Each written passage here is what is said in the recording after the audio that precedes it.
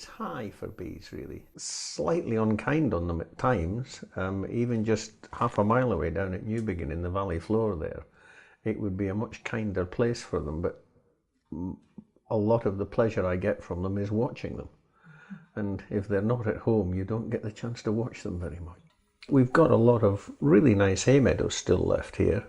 We've got a lot of the pasture land on these hillsides. There's lots of vetches and bits and pieces on them. You know, there's a real good mix of things here, as well as some nice bits of woodland. It's not extensive woodland as such, but there's enough to give the bees a real good crop of stuff from a variety of things. Willow quite early. We're also in quite close proximity to celandine, coltsfoot, some of the, what I would consider anyway, the really early stuff in the wildflower sense.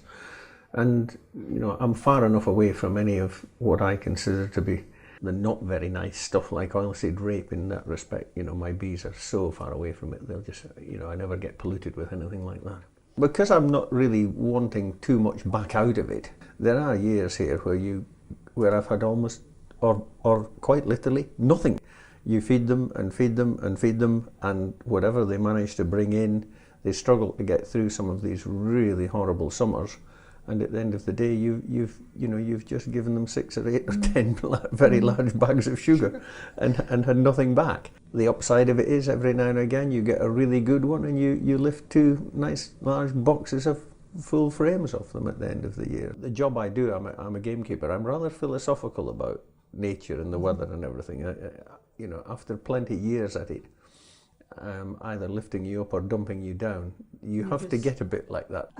The very most I ever had was 3, and a lot of the time I ran with 1, but I found that has let me down a time or two, because if you've only got 1 and it goes wrong on you, very often by the time you realise it's gone wrong, especially with a short summer up here, to try and put it right, it takes nearly a month for these bees to get themselves turned round.